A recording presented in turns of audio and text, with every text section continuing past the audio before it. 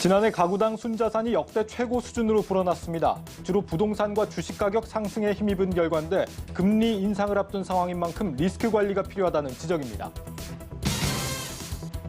코로나 검사 수요가 급증하고 있는데 대학병원의 검사비가 비싸다는 비판이 나오고 있습니다. 무료인 보건소나 선별 진료소와는 달리 환자도 가려받는 것으로 나타났습니다. 공정거래위원회가 배달앱 2위 업체인 요기요의 매각 기한을 내년 1월 2일까지로 연장하기로 했습니다. 매각에 필요한 시간은 벌었지만 그만큼 몸값도 떨어질 수 있다는 분석이 나오고 있습니다. 중대재해법으로 대표되는 우리나라의 산업 안전 관련 규제들이 정작 효과는 내지 못하고 산업 생태계만 위축시킨다는 비판이 거세지고 있습니다. 사업장마다 획일적인 규정이 적용된 탓인데 선진국처럼 처벌보다는 예방 중심으로 규제가 이뤄져야 한다는 목소리가 높습니다. 여러분 안녕하십니까? 뉴스플러스 시작합니다. 지난해 우리 가계의 자산이 역대 최고 수준으로 불어났습니다. 팬데믹을 방어하기 위해 시중에 풀린 막대한 유동성이 원인으로 보입니다. 하지만 내용을 들여다보면 그저 반길 수만은 없어 보입니다. 늘어난 자산 중 상당수가 금리 변화에 취약한 부동산인 것으로 나타났습니다. 배성재 기자입니다. 빚을 제외하고 지난해 우리나라의 한 가구가 갖고 있는 평균 재산은 5억 1,220만 원. 2019년보다 무려 5천억 원, 10.6%가 늘었는데 지금까지 집계 중 가장 큰 폭입니다. 이유는 주식과 부동산 투자. 먼저 주식 등을 일컫는 금융자산이 약 500조 원이나 늘었습니다. 또 특별한 거래가 없이도 늘어난 자산이 1,400조 원으로 집계됐습니다. 즉 주식도 많이 샀고 보유 중이던 집값이나 주식의 가격도 올랐다는 의미입니다. 주식과 펀드의 경우 1년 만에 무려 260조 원이 불어났는데 증가폭이 예년의 5배 수준입니다. 특히 작년 한 해 부동산의 가격 상승이 크게 두드러졌습니다. 전체 국부에서 부동산의 비중은 74.8%, 집계가 시작된 후로 가장 높습니다. 1년간 늘어난 전체 국부와 1년간 늘어난 토지 자산액이 거의 비슷합니다. 국부에서 부동산이 차지하는 비중이 높다 보니 우려의 목소리도 나옵니다. 부동산은 시장 상황이나 기준금리가 변할 때마다 버블 등 리스크에 취약해서입니다. 금리가 오르거나 다른 외부 충격이 있었을 때 부동산 가격이 떨어질 수가 있어요. 그러니까 국부에서 차지하는 비중이 상당히 높기 때문에 부동산 가격이 조금만 떨어져도 우리 국부는 많이 떨어질 수 있어요. 토지의 가격이 국내 총생산보다 5배나 높은 현실. 부쩍 늘어난 우리나라의 국부가 반갑지만은 않은 이유입니다. 한국경제TV 배성재입니다. 공정위가 오늘 딜리버리 히어로의 요기요 매각 기한을 늦춰줬습니다. 딜리버리 히어로로서는 가까스로 시간을 번 셈인데 하지만 상황이 그리 달갑지만은 않아 보입니다. 이 강력한 인수 후보들이 빠진 데다 시간을 보낼수록 매도자에게 불리한 상황이기 때문입니다. 방서우 기자입니다. 배달의 민족을 인수하기 위해 다음 달 2일까지 요기요를 팔아야 했던 딜리버리 히어로. 분권 결합으로 인해 발생할 수 있는 경쟁 제한적 우려는 해소하고 경쟁을 통한 혁신은 촉진될 수 있도록 경쟁 구조는 유지하면서도 기업 결합 자체는 허용하여 딜리버리 히어로의 물류 기술과 우아한 형제들의 마케팅 능력의 결합 등 시너지 효과는 발생할 수 있도록 한 결정입니다. 하지만 공정거래위원회가 매각 기한을 5개월 늘려주면서 한숨 돌리게 됐습니다. 다만 신세계를 비롯한 굵직한 인수 후보들이 빠진 잔치에 매각 기한만 늘어난 것이어서 아직은 안심할 수 없는 상황입니다. 현재 GS 리테일을 전략적 투자자로 끌어들인 사모펀드 컨소시엄과 매각 협상을 진행 중이지만 이들은 최대한 요기요의 몸값을 낮출 것으로 보입니다. 1위 사업자를 갖기 위해 2위 사업자를 매각하는 DH에게 수조 원의 자금을 갖다 바칠리 만무하고 단건 배달을 내세운 쿠팡이츠까지 치고 올라오면서 요기요의 경쟁력을 떨어뜨리고 있습니다. 실제로 지난 2019년 41.1%에 달하던 요기요의 배달앱 시장 점유율은 올 들어 17.86%로 떨어진 반면 쿠팡이츠는 같은 기간 2.6%에서 13.6%로 높아졌습니다. 공정위가 매각 기한을 연장해주면서 하루 단위로 붙는 과징금 역시 헐값 매각을 부추기는 요인입니다. 시간은 벌었지만 시간을 끌수록 불리해진 셈입니다. 실제로 당초 2조 원을 호가하던 매각가는 현재 5천억 원 수준까지 떨어진 것으로 알려졌습니다.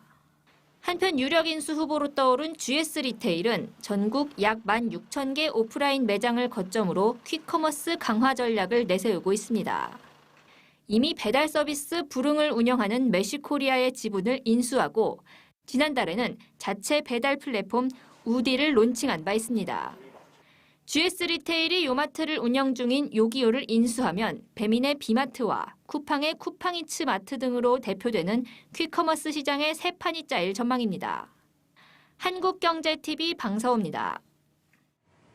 보험주는 대표적인 금리 민감주로 꼽힙니다. 보험사들의 운용 수익이 금리에 따라 좌우되기 때문이죠. 그런데 최근 한국은행의 기준금리 인상 가능성에도 보험주가 맥을 못 추고 있습니다. 정호진 기자가 그 이유를 알아봤습니다. 대표적인 금리 민감주로 꼽히는 보험주. 특히 생명보험사는 가입자들로부터 받은 보험료의 상당 부분을 국채 등에 투자하기 때문에 금리 인상이 운용 수익에 직결됩니다. 이 때문에 증권가에서는 보험주를 금리 민감도가 가장 높은 업종으로 분류하고 있습니다. 하지만 지속되는 한국은행의 금리 인상 시사에도 국내 주요 생보사들의 주가는 하락세를 보이고 있습니다. 대형 보험사인 삼성생명과 한화생명의 주가는 지난 5월 고점을 기록한 이후 현재 20%가량 내려앉았습니다. 전문가들은 기준금리 인상에 대한 기대감보다는 보험사 투자와 직결된 장기금리 하락세가 주가에 더 큰 영향을 주고 있다고 분석합니다. 실제 미국 10년물 국채금리는 지난 3월 말 1.744%를 기록한 이후 하락해 지난 19일에는 1.199%로 3개월 새 가장 낮았습니다. 이미 어느 정도 금리 인상 기대감이 좀 주가에 반영이 이미 됐었죠. 사실 장기금리가 올라야 돼요. 기준금리보다는. 주가는 그냥 장기금리가 오르면은 좀 오름세를 타고요. 여기에 생보사들의 올 2분기 실적이 지난해보다 좋지 않을 것이라는 전망도 악재로 작용한 상황. 삼성생명과 한화생명의 2분기 실적은 지난해 같은 기간에 비해 각각 32.2%, 37.9%가량 감소할 것으로 추정됩니다. 지난해는 증시 호황으로 변액보증 준비금이 대거 환입되며 보험사들이 높은 실적을 기록했지만 올해는 이를 기대하기 어렵기 때문입니다. 증권가에서는 올 하반기에 이어 내년까지는 생보업종의 실적 모멘텀이 떨어질 것으로 내다봅니다. 크게 지금 신계약을 일으킬 만한 상품군이 상대적으로 부족한 상황이고 하반기부터 내년 정도까지는 실적 모멘텀은 좀 떨어질 거로 보고 있고요. 아울러 전문가들은 오는 2023년 새 국제회계 기준이 도입되는 등 보험사들의 사업 비용이 늘어날 여지도 있어 당분간은 관망세를 유지해야 한다고 조언합니다. 한국경제TV 정호진입니다. 국내 화장품 기업들의 중국 진출이 큰 난관에 봉착했습니다.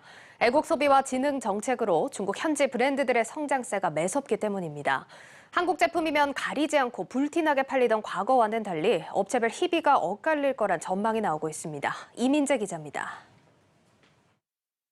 중국 화장품 시장이 코로나 여파에도 성장세를 보이고 있는 가운데 중국 로컬 브랜드 약진이 눈에 띕니다.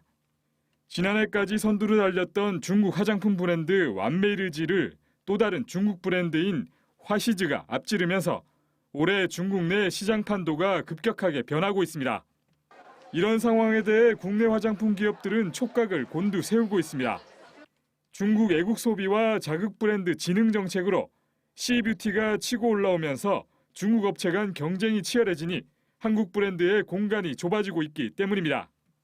지난해 국내 화장품 수출액은 8조 2,877억 원으로 전년과 비교해 16.1% 증가했습니다.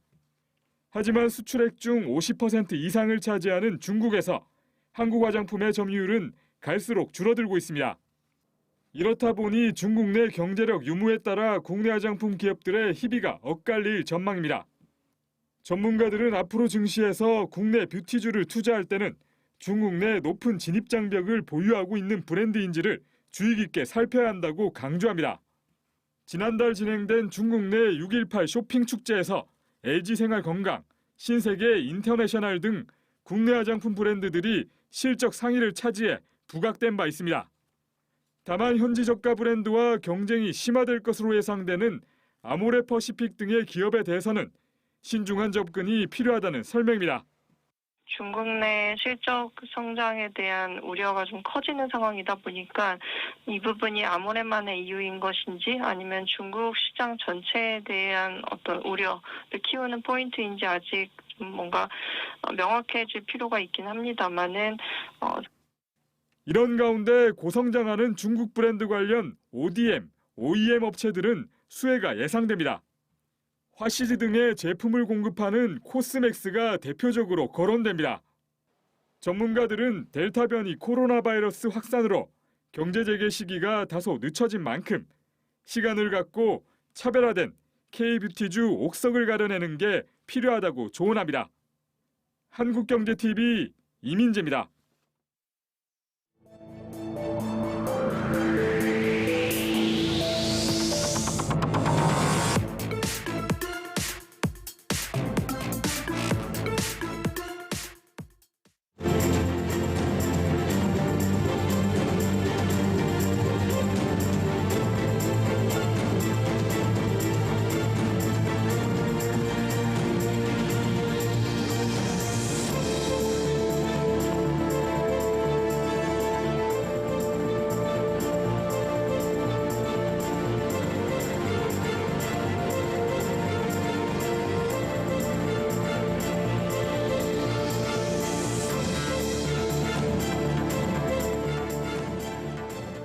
중대재해처벌법 시행이 반년 앞으로 다가왔습니다. 산업 현장의 안전사고 문제가 불거지면서 국회가 강행 추진하는 법안입니다.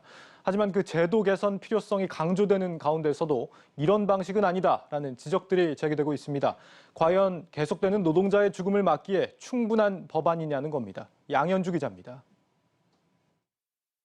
사업장 내 사업주의 책임 범위와 처벌을 강화한 중대재해처벌에 관한 법률이 내년부터 시행됩니다. 중대재해법은 사업주 경영 책임자가 안전보건 확보 의무를 위반해 중대산업재해, 중대시민재해가 발생할 경우 형사처벌을 받도록 한 법입니다. 하지만 사고 예방보다는 사업주 처벌에 초점이 맞춰진 법안이다 보니 시행도 전에 실효성에 대한 논란이 일고 있습니다. 경영계에선 기업이 갖는 의무의 범위가 모호하다는 점을 가장 큰 문제점으로 꼽고 있습니다. 산업 현장에서 발생한 질병의 중증도 규정이 빠져 경미한 부상까지 중대재해에 해당할 우려가 있다는 겁니다. 또한 기업이 안전보건 인력과 시설 정비 등에 적정한 예산을 편성하도록 했지만 그 범위에 대해선 명확히 규정하지 않았습니다. 이처럼 규정이 모호하다 보니 사업장 쪼개기, 이사직 사임 등 처벌을 피하기 위해 각종 꼼수가 난무할 수 있다는 우려가 나옵니다. 처벌이 약해서 산재가 자꾸 발생한다고 하는 것은 틀린 말이에요. 그러니까 오히려 이 산재 처벌을 무겁게 하니까 어떤 문제가 생기게 한다면 처벌을 피하기 위한 편법들이 막 난무하는 거예요. 노동계에선 과로사의 대표적 원인으로 꼽히는 뇌심혈관계, 근골격계 질환 등이 중대재해 범위에 빠졌다는 점을 문제점으로 꼽습니다. 해당 질환은 명확한 인과관계를 증명하기 힘들어 관련 소송이 장기화될 수 있기 때문입니다.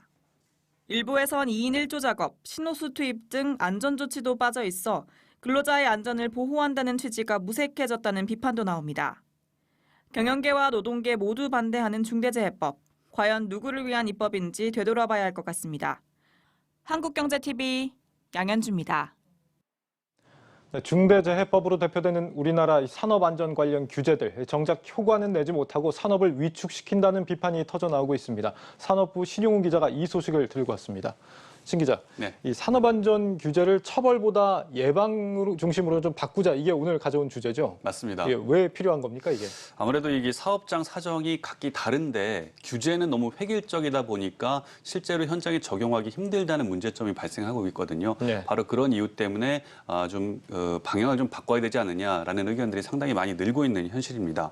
기업들이 자체적인 안전 기준을 마련해서 잘 관리를 하고 있다고 하더라도 정해놓은 규정하고 다르면 사업주가 처벌을 받는 그런 구조거든요. 네. 그리고 사업주가 아무리 규정대로 관리 감독을 잘했다고 하더라도 근로 현장에서 근로자들이 안전 수칙을 위반하는 것을 100% 맡기는 그런 힘든 상황인데 지금의 이 산업안전 관련 법들은 이런 실정을 감안하지 않고 있기 때문에 처벌이 목적인지 과연 안전사고를 막는 게 목적인지 제도의 방향성이 좀 불명확하다라는 지적들이 상당히 많이 나오고 있는 현실입니다. 예.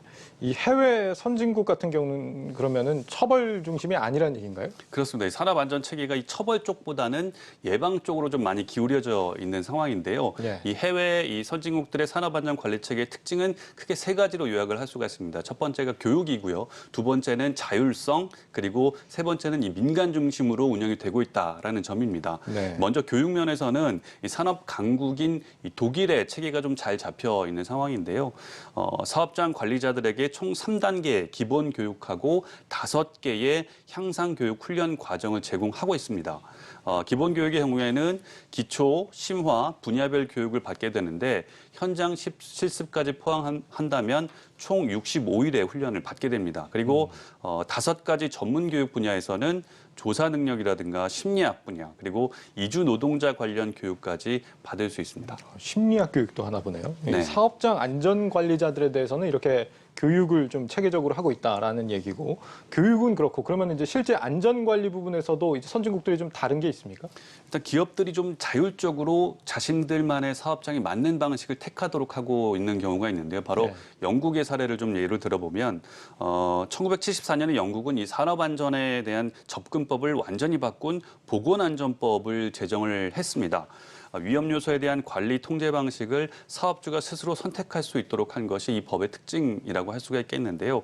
영국 안전관리 제도는 이 정부가 일일이 이 규제 요소를 갖고서 기업을 찾아다니면서 벌을 주는 방식이 아니라 기업들이 선택한 관리 방식이 제대로 작동을 하는지, 그리고 이 관리 방식이 제대로 된 안전 관리를 준수하는 그런 규정에 부합하는지 여부를 평가하는 방식으로 좀 방식이 다르다라고 할 수가 있겠습니다. 그 교육에 신경을 쓰고 사업장별로 상황에 맞게 관리를 할 수 있게 좀 자율권을 준다 이런 거네요. 네. 그 밖에 또 뭐 선진국들은 어떤 게 좀 다릅니까? 산업별로 협단체들을 활용한 방식을 좀 예를 들 수가 있겠는데요. 협단체요? 예, 협회나 단체들이 많은데 이 협단체들, 민간 협단체를 이용해서 산업안전 관리를 하고 있다라고 할 수가 있겠습니다. 대표적인 네. 케이스가 이제 일본인데요. 일본의 경우에는 산업안전 분야에 있어서 정부기관인 노동성 말고도 중앙노동재해방지협회라는 곳이 있습니다. 민간단체인데 이 민간단체의 역할이 상당히 크거든요. 이 재해방지협회는 1964년에 설립이 됐는데 건설업이라든지 화물업 같은 이 분야별 노동자 협회뿐만 아니라 사업자 단체까지도 포함이 되어 있고요. 또 시민단체까지 총 128개 분야의 단체들이 이 협단체에 포함이 되어 있습니다. 예. 주요 활동을 보면은 기업의 사내 교육이라든가 또 안전 전문 교육을 하고 있고요. 또 안전보건 컨설팅이라든가 관리 노하우를 제공하고 있습니다. 그리고 마지막으로 대국민 안전 캠페인 등을 하고 있는데 이 중에서 협회가 가장 신경 쓰고 있는 분야가 바로 교육 분야입니다. 근로자들에 대해서 안전교육을 지속적으로 계속해서 실시를 함으로 인해서 근로자들 스스로가 안전관리 의식을 좀 배양할 수 있도록 하는 것이 가장 큰 목표라고 하고 있는 목표라고 할 수가 있겠는데 상당히 큰 기여를 하고 있는 것으로 평가를 받고 있습니다. 이 선진국 사례들을 보니까 우리 같은 경우는 과연 저런 이제 예방 체계들이 잘 정비가 된 상태였나 이런 게 좀 상당히 의문이다 이런 생각이 듭니다. 바로 이제 처벌부터 지나치게 좀 강화한 건 아닌가 이런 생각이 드는데 어떻게 해야 좀 사고를 막을 수 있는지부터 어떻게 보면은 제대로 좀 제도를 갖춰놓고 우리가 처벌 얘기를 했다면 지금만큼의 어떤 비판이나 반감은 좀 덜하지 않았을까 이런 생각도 듭니다. 그러면 구체적으로 어떻게 바꿔야 한다 이런 얘기들도 좀 나오고 있습니까? 일단 가장 큰 문제가 이 산업안전관리 주체가 통일이 되지 않은 부분이 있는데요. 이 부분을 좀 통일해야 되겠다라는 지적이 상당히 많이 일고 있습니다. 지금 우리나라의 경우에는 산업안전보건 업무의 기능이 고용노동부가 갖고 있고요. 또 산업안전보건공단도 갖고가 있습니다. 그리고 여기에다가 인력과 예산, 사업 같은 모든 분야에 있어서 기재부의 통제를 받고 있는 그런 실정이거든요. 이렇다 보니까 정책을 수립하고 실행하는 데 있어서 독립성을 갖기가 상당히 힘든 그런 구조입니다. 장기적인 안목을 갖고 규제를 개선하기 위해서는 일원화되고 독립적인 그런 관리 주체가 필요한 실정이라고 할 수가 있겠습니다. 정부가 정말 상황이 심각하고 안전을 정말 전담하는 부처를 제대로 이렇게 만들어서 해야지 이렇게 뭐 여기저기 부처에서 쪼개가지고 하는 게 과연 진정성이 있는 조치냐 이런 생각이 드는데 그 밖에 또 뭐 어떤 게 필요하다고 할 수 있죠? 두 번째로 이제 감독 인력의 훈련 체계 그리고 관련 예산의 효율적인 집행을 들 수가 있겠는데요. 지금 우리나라 같은 경우에는 산업안전보건 예방 행정 인력이 작년 기준으로 2,500명 정도가 되고요. 또 예산의 경우에는 올해 기준으로 1조 1,100억 원 수준입니다. 예. 선진국에 비해서는 결코 뒤처진다라고 볼 수 없는 그런 규모라고 할 수가 있겠는데요. 그럼에도 불구하고 이 체계적인 인사라든가 훈련 시스템이 없기 때문에 감독관 역량이 상당히 낮다라는 지적을 꾸준히 받고 있습니다. 예. 채용이 된 다음에 감독관으로 채용이 된 다음에 교육 기간이 한 2, 3주 정도밖에 안 되고 있는 그런 상황이고요. 또 감독관도 고용부 전체 인력 중에서 순환보직으로 이제 발령을 받기 때문에 책임 소재도 상당히 불분명한 경우가 많습니다. 예. 그리고 이 밖에도 이 산업별 특성이 다양해지고 있는 시점에서 이들 안전 감독관들의 역량도 세분화되고 전문화될 필요가 있는데 그런 교육 시스템을 갖추는 것이 상당히 필요하다라고 전문가들은 입을 모으고 있습니다. 네. 산업안전 규제, 처벌보다 예방 중심으로 좀 바꿔야 한다. 산업부 신용훈 기자와 짚어봤습니다. 잘 들었습니다.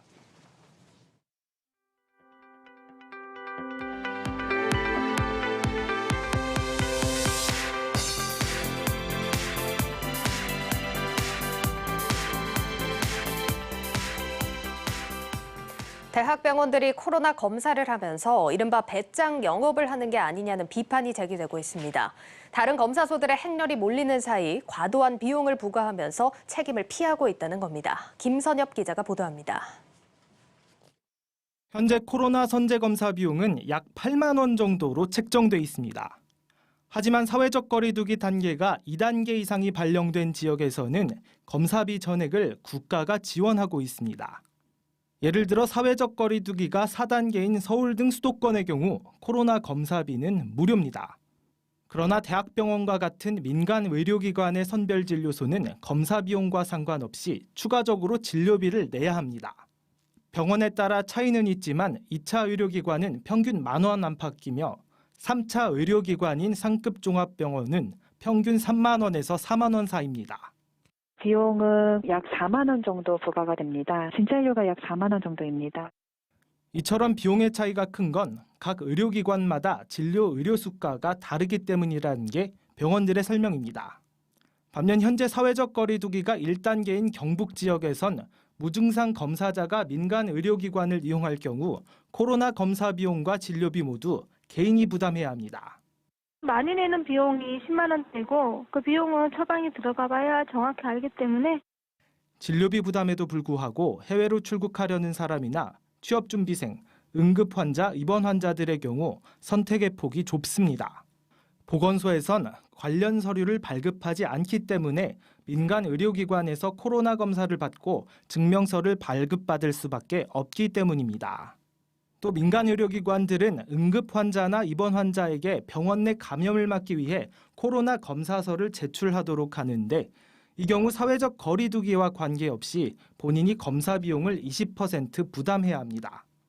전국적으로 코로나가 4차 대유행에 접어들면서 보건소와 임시선별검사소에 검사 희망자들이 몰리고 있는 가운데 선별진료소로 지정된 대학병원 등 3차 의료기관이 내원 환자만을 대상으로 배짱 장사를 하는 것 아니냐는 비판이 일각에서 나오는 상황. 정치권에서도 4단계 발령 기간에 한해서라도 코로나 검사 시 발생되는 의료기관 진료비를 국가가 지원해야 한다는 목소리를 높이고 있지만 병원들은 진료비 부담이 사라져 일반 시민들이 몰릴 경우 응급 환자들을 위한 의료 서비스 질이 낮아질 것을 우려해 신중한 입장입니다.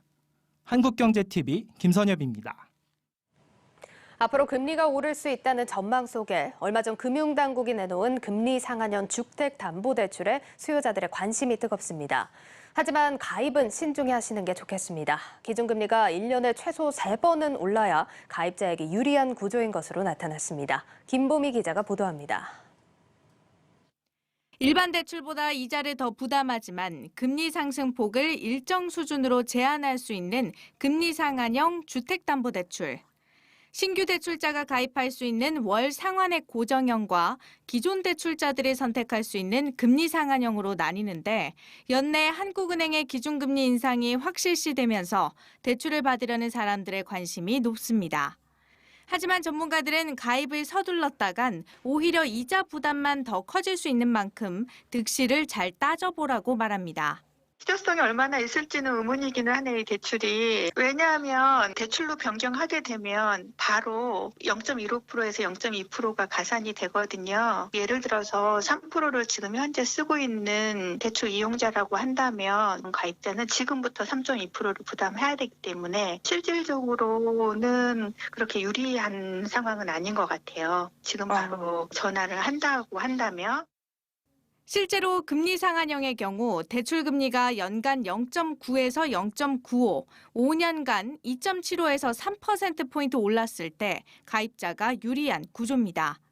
일반 대출보다 이자를 연 0.15에서 0.25%포인트씩 더 부담하되 금리 상승폭을 연간 0.75, 5년간 2%포인트 이내로 제한하는 상품이기 때문입니다.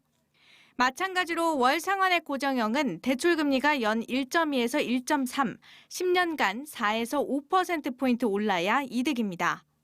한국은행이 통상 0.25%포인트씩 금리를 올리고 또 시장금리가 금리 인상 기조를 선제적으로 반영하는 것을 고려해보면 1년에 적어도 3번은 기준금리를 인상해야 가입을 고려할 만하다는 계산이 나옵니다.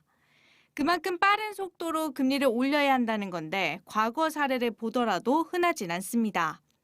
2001년부터 현재까지 가계 주택담보대출 평균금리 추이를 살펴보면 20년 동안 금리가 상승 국면에 있었던 시기는 총 6차례, 이 중에서 금리 상한 주택담보대출 가입에 유리한 시기는 단 한 차례뿐이었습니다. 현재 상황을 보더라도 코로나가 종식되지 않은 데다 가계대출 규모가 급격하게 증가한 탓에 한국은행이 금리를 인상하더라도 속도 조절에 나설 것이란 전망이 지배적입니다. 기존의 가계대출자들 그리고 자영업자들에 대한 대출액이 많이 늘었거든요. 한국은행에서도 금리를 올릴 때 그거에 대한 이자 부담액을 생각하지 않지 않을 것입니다. 그렇기 때문에 아마 좀 속도 폭은 이자 상한 부담액을 봐가면서 좀 제한적으로 진행되지 않을까 그렇게 보고 있고요. 금리 상한 주택담보대출은 계좌별로 한 번만 신청할 수 있고 철회도 한 번만 가능합니다. 가입했다, 철회했다, 또 가입하는 것이 불가능한 만큼 시점을 더 잘 따져봐야 한다는 의미입니다. 한국경제TV 김보미입니다. 2분기 실적 시즌을 맞은 우리 시장입니다. 오늘은 실적 발표가 활발하게 나오는 만큼 실적 기상도로 어떤 업종이 맑고 또 어떤 업종이 흐린 전망이 나오는지 한번 같이 살펴보겠습니다. 자, 먼저 맑은 날씨 이어지는 업종들부터 한번 살펴보시죠. 보시다시피 네이버와 카카오 플랫폼주들 올라와 있고요. 금융주 그리고 현대차 같은 완성차 업체들 맑은 날씨가 예상되겠습니다. 자, 먼저 네이버부터 한번 살펴보시죠. 네이버가 오늘 사상 최대 실적을 발표했습니다. 지금 연결 기준 매출 1조 6,635억 원 기록을 하면서 30%나 뛴 모습이고요. 영업이익도 3,356억 원으로 8%나 넘는 상승세를 보여주고 있습니다. 이 영업이익 상승세가 중요한 게 이 주식 보상 비용 증가에도 불구하고 증가세를 유지했다는 점인데요. 또 이제 실질적인 현금 창출 능력을 보여주는 에비타 역시 분기 기준 사상 최대인 4,804억 원을 기록했다고 합니다. 자, 특히 네이버는 전 사업 부문에서 실적 호조를 나타냈는데요. 특히나 커머스 그리고 핀테크 그리고 콘텐츠, 클라우드 부문에서 두각을 나타냈습니다. 이 5개 부문의 매출 비중이 처음으로 50%를 넘어가면서 무려 5개 분기 연속으로 증가세를 보였습니다. 자, 특히나 2분기 쇼핑 거래액이 전년 대비 36% 증가하면서 이커머스 시장에서 영향력이 넓혀지고 있죠. 또 커머스와 핀테크 시장은 웹툰의 글로벌 상용화까지 국내 플랫폼 사업 성장세가 두드러지게 나타나고 있습니다. 자, 이에 대해서 네이버 한성숙 대표 컨퍼런스 콜에서 말한 발언들 살펴보실 텐데요. 자신 있는 모습을 보여주고 있습니다. 전략적 파트너들과 협력을 강화하고 또 글로벌 콘텐츠들, 앞서서 짚어본 웹툰이나 클라우드 분야의 IP 사업을 본격적으로 추진하면서 국내뿐만 아니라 글로벌 사업 확장을 예고했습니다. 자, 이렇게 네이버가 상승세를 이어가는 가운데 주목을 받는 기업, 영원한 숙적 카카오의 실적이겠죠. 일단 다음 달 8일에 실적 발표가 납니다. 2분기 실적 전망치를 보시면 지금 매출은 41% 증가, 증가, 영업이익은 83%나 성장할 것으로 보여지고 있습니다. 전문가들은 카카오 또 비즈보드 서비스와 카카오톡 채팅방 상단에서 볼 수 있는 광고 서비스가 크게 성장할 것으로 전망을 하고 있습니다. 자, 중요한 것은 그래서 네이버냐 카카오냐일 텐데요. 전문가들 분석에 따르면 이 2년 내에 카카오와 네이버의 매출 순위가 뒤바뀔 수 있다는 전망이 나오고 있습니다. 현재 카카오가 네이버를 또 맹추격하는 중이죠. 시총도 엎치락뒤치락하는 중입니다. 이 실적에서도 매출과 영업이익 격차가 줄어들고 있는 모습 확인해 보실 수가 있는데요. 지금 보시다시피 매출은 전년도 2분기와 올해 2분기를 비교한 수치를 나타내고 있습니다. 1년 만에 1,000억 원가량 줄어든 상황이고요. 영업이익은 624억 원가량 네이버와 카카오의 격차가 축소되고 있습니다. 이 카카오와 네이버의 경쟁, 최종 승리는 어디가 될지 주목해 보시죠. 다음 업종도 한번 살펴보겠습니다. 다음 업종은 금융업입니다. 아마 다들 아실 겁니다. 역대급 실적을 기록하고 있는 우리 금융지주들인데요. 먼저 우리 금융지주는 당기순이익 전년 동기 대비 428% 증가세를 보였습니다. 이 KB금융과 하나금융도 지금은 전망치가 쓰여 있는 상황인데요. 이 장 마감 후에 실적이 발표됐습니다. KB금융 상반기 순이익이 사상 처음으로 2조 4천억 원을 돌파했다라는 기사 전해졌고요. 하나금융그룹도 지금 나와 있는 전망치보다 무려 6% 더 높은 실적을 발표했습니다. 자, 금융주가 실적이 좋았다라고 하면 당연히 따라오는 건 배당에 대한 기대겠죠. 이 4대 금융 기업들의 이익 잉여금 사상 최대치로 불어나고 있습니다. 저번 분기까지의 지표인데요. 이보다 더 성장할 것으로 예상이 되면서 지금 중간 배당에 대한 기대가 높아지고 있습니다.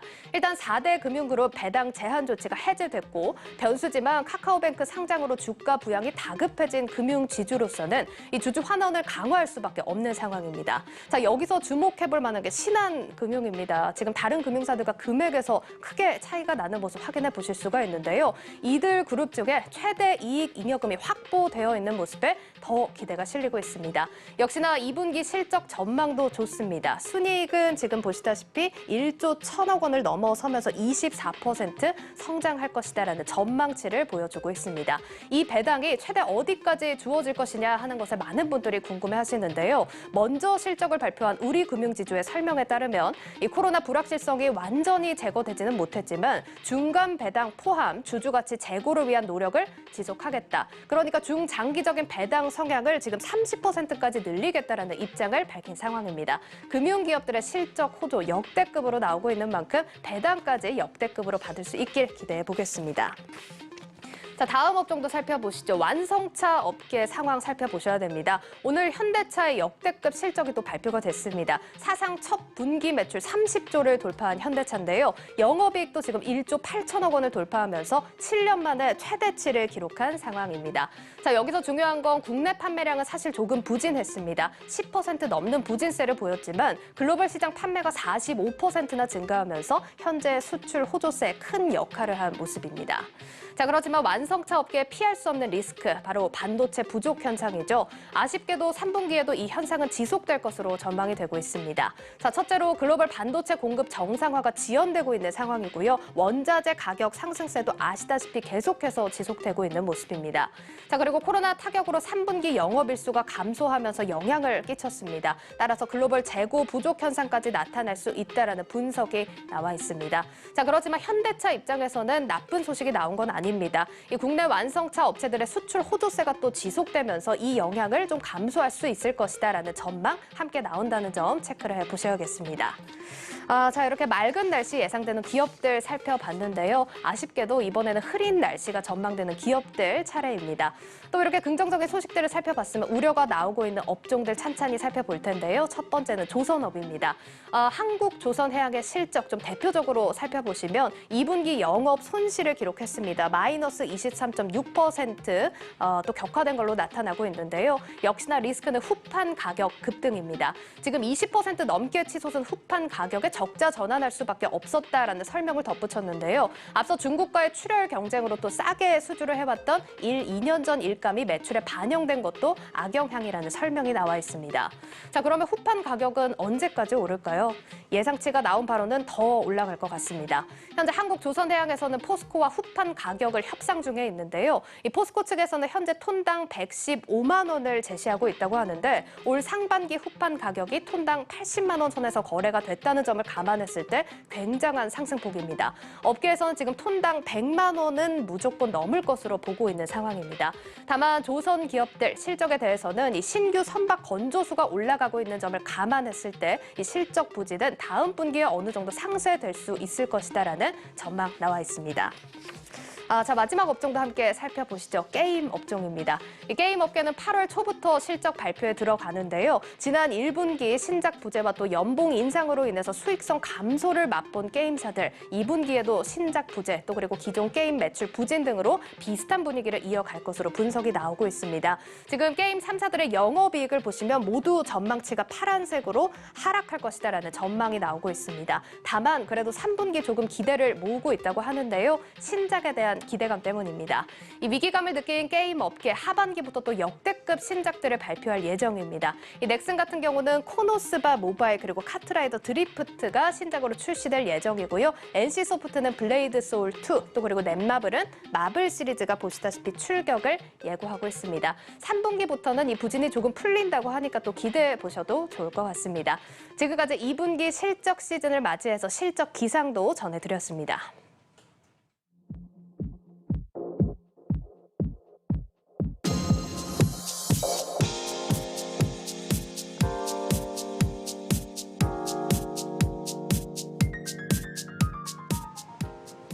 한국경제TV 특별기획 7부작 더 미라클 한국의 기업이 오늘 막을 엽니다. 우리 사회에 만연해 있는 반기업 정서의 실체를 해부하고 기업의 미래를 조명하는 다큐멘터리 프로그램입니다. 신용훈 기자가 소개해드립니다. 한국 전쟁 이후 폐허가 된 땅에서 시작해 세계 9위의 경제 대국으로 성장한 대한민국. 기적과도 같은 성공 신화 뒤에는 끊임없는 기술 개발과 시장 개척을 위해 노력한 기업과 기업인들이 있었습니다. 하지만 2021년 대한민국, 우리 기업과 기업인들을 바라보는 시선은 차갑기만 합니다. 재벌이라는 키워드와 대기업이라는 키워드를 사용해서 한 3년씩 끊어서 해봤습니다. 범죄, 불법, 갑질, 특혜, 부패, 혐의 이런 것들이 한 10대 키워드가 됐습니다. 유독 한국 사회에서 기업과 기업인에 대한 평가가 부정적인 이유는 무엇일까? 전문가들은 가장 먼저 기업과 기업인들에 대한 높은 기대 수준을 꼽습니다. 기업이나 기업가에 대한 기대 수준이 굉장히 높다. 도덕군자, 사회에 굉장히 많은 것을 환원하는 그런 것을 기대한다. 과거 정권의 힘에 눌려 기업들이 어쩔 수 없이 선택했던 유착의 그늘도 그 이유로 꼽힙니다. 고도성장 그 과정에서 기업들에 관한 모든 그 인허가 또는 금융의 어떤 제공 이런 부분들에 대해서 전권을 정부가 이제 갖고 있다 보니까 결국은 기업들은 거기에 좀 줄을 설 수밖에 없고. 이제는 기업에 대한 객관적인 평가 기준이 마련돼야 한다는 지적도 나옵니다. 기업이 있어야지만 일자리가 제공되는 것이고 기업이라는 것은 우리 삶의 행복의 터전이 될 수 있다는 것입니다. 반기업 정서와 함께 기업이 우리나라 경제와 우리나라 국민에게 기여하는 순기능 측면을 객관적인 평가가 필요한 시점이라 볼 수 있습니다. 이처럼 더 미라클 한국의 기업 다큐 일부에선 높아진 글로벌 위상과 달리 국내에선 여전히 차가운 기업에 대한 시선과 책망과 선망이라는 대기업에 대한 이중적인 시각을 조명합니다. 2부 기업하기 힘든 나라에선 정치 논리에 휘둘려 문매를 맞는 기업들과 혁신과 불법 사이에서 신음하는 대한민국 산업의 현주소를 짚어봅니다. 또 3부에서는 불확실성의 시대 새로운 도전장을 던진 기업가 정신을 만나고 이후 국가대표 기업들과 ESG 경영으로 새로운 미래를 준비하는 기업들을 통해 우리나라 기업이 나아가야 할 방향을 제시합니다. 전쟁의 폐허에서 글로벌 강국 대한민국을 일궈낸 기업인들의 이야기입니다. 뿌리 깊은 반기업 정서를 딛고 세계적인 기업으로 거듭난 한국 기업들의 이야기. 대한민국 국가 경제의 근간을 이루고 산업화를 견인한 그 주인공들과 함께 여러분들을 찾아가겠습니다. 한국 기업들의 과거와 현재, 미래를 담은 총 7편의 다큐멘터리는 7월 22일 오후 5시 첫 방송을 시작으로 하반기 내내 시청자들을 찾아갑니다. 한국경제TV 신용훈입니다. 특별기획 7부작 더 미라클 한국의 기업은 뉴스플러스가 끝나고 잠시 후 5시 TV와 유튜브를 통해서 방영됩니다. 여러분의 많은 시청 바라겠습니다.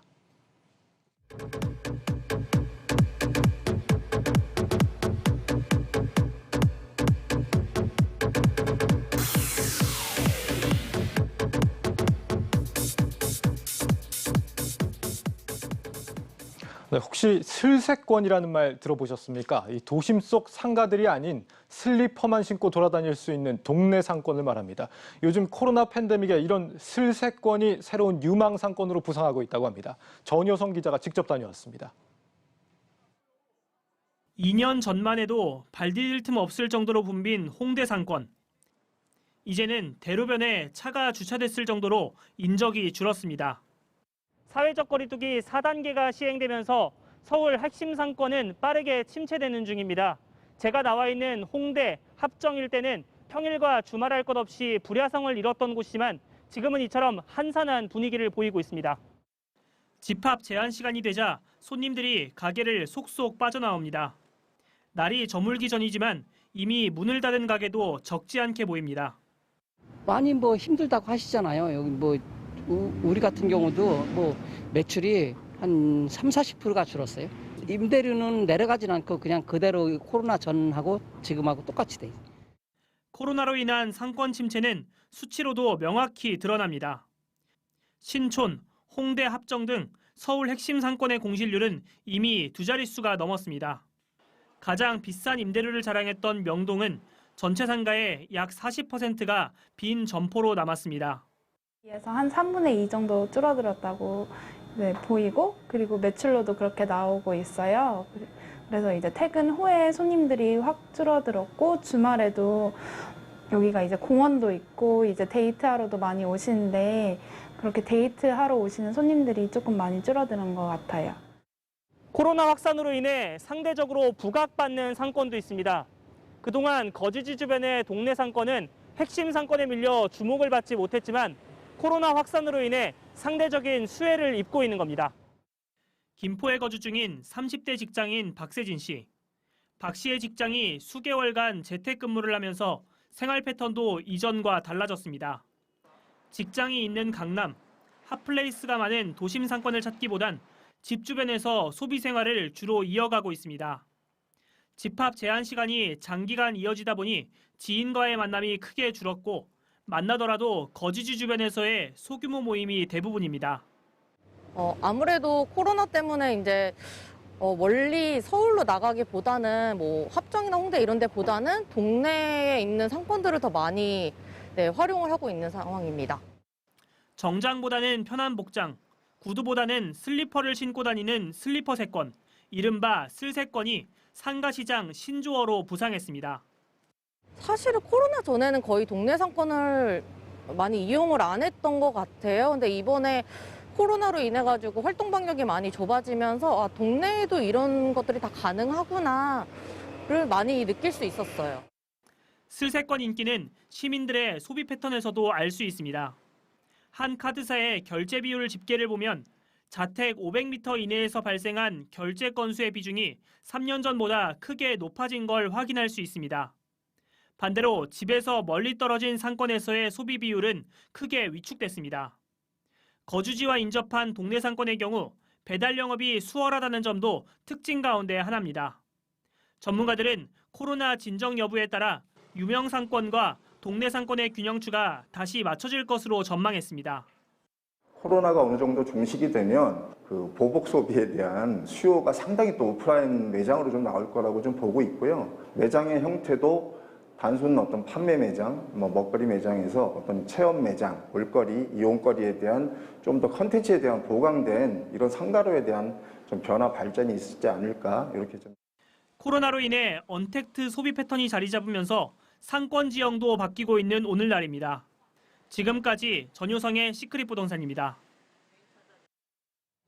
네, 이슈 키워드 시작하겠습니다. 첫 번째 소식 뭔가요?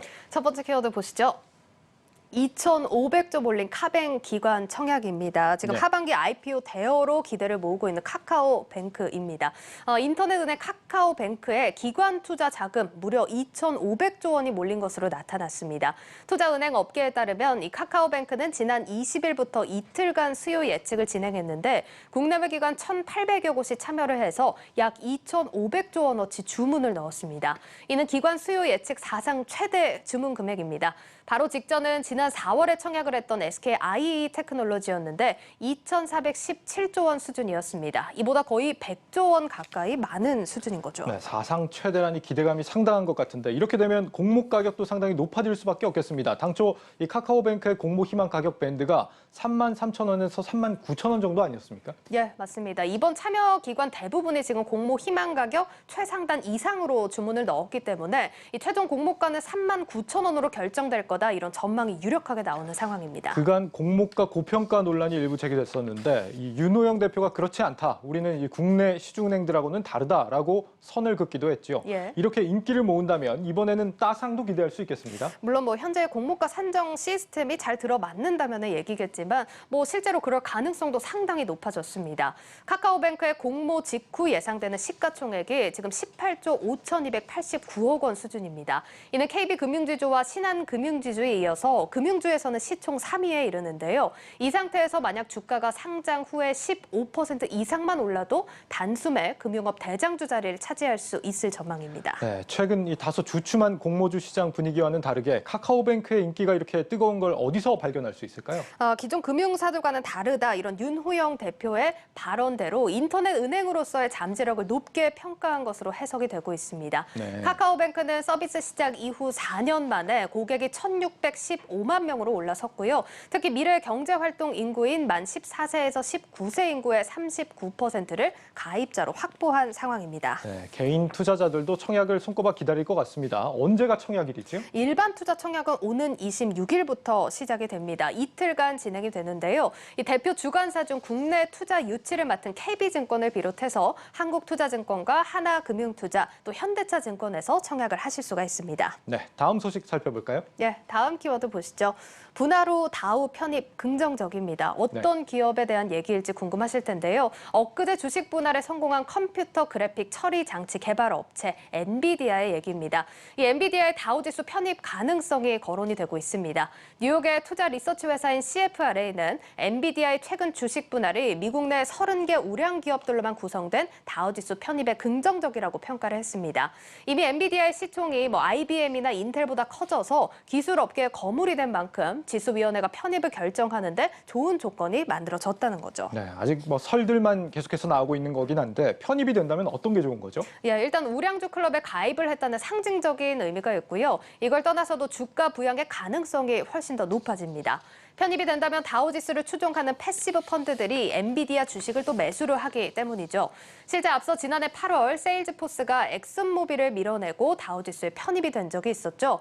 이때도 주가가 208달러에서 272달러로 급등하는 모습을 보이기도 했습니다. 그런데 이번 주식 분할이 다우지수 편입에 좋은 영향을 줬다. 이건 어떤 의미일까요? 그간 엔비디아가 기술 업계의 거물임에도 불구하고 지금 다우지수에 편입되지 못한 이유가 높은 주가 때문이었다. 이런 분석이 나오고 있습니다.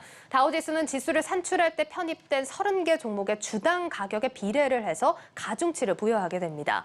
그러니까 쉽게 말하면 주가가 높은 종목일수록 더 많은 가중치를 받게 돼서 지수 변동에 더 큰 영향을 주게 된다는 얘기입니다. 그간 엔비디아의 주가가 너무 높았기 때문에 그 상태로 편입된다면 지수 등락에 지나치게 영향을 크게 미칠 수 있었다 이런 거군요. 예. 그런데 이제는 주가가 낮아졌으니 그런 부담은 덜게 된 셈입니다. 이 주식 분할은 기업 가치에 미치는 영향은 없다라고 하는데도 일단 지금까지 상황을 보면 분할 후에 주가가 꽤 올랐어요. 예, 맞습니다. 지금 분할 후 첫날 186달러 수준이던 주가가 간밤에 194달러로 하루 만에 무려 4% 넘게 올랐습니다. 이번 주 추세를 조금 더 봐야 하겠지만 아직까지는 순항 중인 것으로 보입니다. 뱅크 오브 아메리카의 아리아 애널리스트 역시 이번 분할에 대해서 긍정적인 전망을 내놨는데 최근에 PC나 스마트폰 관련 시장의 침체 속에서도 뛰어난 성과를 낼 수 있을 것이라면서 보급률이 낮은 관련 제품 시장에서 장기적으로 우수한 성장을 이어갈 것이라고 설명을 한 거죠. 네, 이번 분할로 소액 투자에 나선 개미 투자자들도 더 많아지지 않았을까 싶은데 부디 전망이 맞았으면 싶네요. 다음 소식 살펴볼까요? 예, 다음 키워드입니다. 국가 신용등급 안정적입니다. 네. 이 국제신용평가사 피치가 한국의 국가 신용등급과 전망을 현재 수준인 AA- 안정적으로 유지한다라고 발표를 했습니다. 이는 지난 2012년 9월 A+에서 AA-로 한 단계 상승한 이후 9년째 같은 수준입니다. 네, 등급을 상향한 게 아니고 그냥 기존대로 유지한 거긴 한데 그럼에도 의미가 있죠. 코로나 시국이니까요. 맞습니다. 코로나 팬데믹 이후 피치는 18개 선진국의 신용등급과 전망을 하향 조정했습니다. 그리고 아직까지도 회복이 안 된 나라들이 대부분이라고 하는데 우리는 꾸준히 좋은 신용등급을 이어가고 있다는 점이 특징적입니다. 이 피치는 올해 우리나라 성장률을 4.5%로 전망했는데 수출과 투자 호조로 성장세가 당분간 지속될 거라는 분석이 나오고 있습니다. 이뿐만 아니라 사회적 거리 두기가 강화되긴 했지만 정부의 2차 추경과 백신 접종 덕에 소비 회복세가 하반기에도 지속될 것이라는 예상도 내놨습니다. 네, 피치가 우리 경제를 긍정적으로 전망했는데 혹시 우려한 부분은 없었나요? 물론 있었습니다. 빠른 고령화가 중장기적으로 성장률을 제약할 거다라는 전망을 내놨고요. 이를 대비하기 위한 국가 채무도 2차 추경에도 불구하고 당초보다는 개선되겠지만 잠재적으로 위험 요인이 될 수 있다 이렇게 분석을 했습니다. 네, 나라빚 걱정을 해소하는 것도 무엇보다 성장입니다. 이 국가 채무 비율을 따질 때도 성장률이 모수가 되니까요. 성장에 발목을 잡을 수 있는 고령화 문제를 극복하는 게 시급해 보이네요. 이슈 키워드였습니다.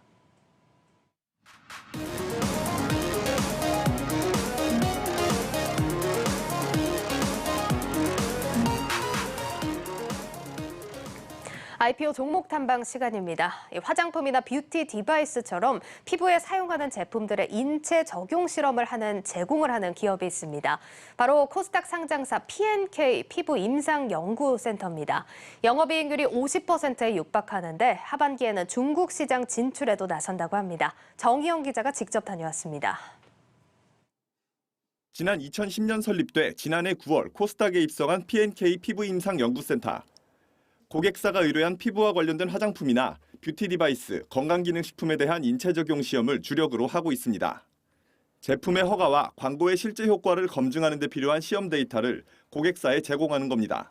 기능성 화장품이라고 해서 허가를 받아야 되는 영역도 있고요. 한 10여 년 전부터는 광고 실증이라고 해서 어떤 형태의 홍보나 광고를 하기 위해서는 반드시 실증 자료가 있어야 합니다.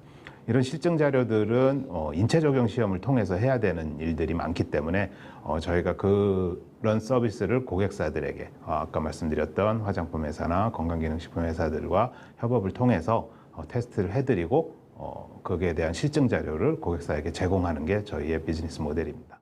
피부 인체 적용 시험 분야는 화장품이나 뷰티 디바이스, 건강기능식품 등 관련 시장 규모에 가장 큰 영향을 받는데 최근 이 분야의 성장세가 도드라지면서 사업 전망이 밝은 상황입니다.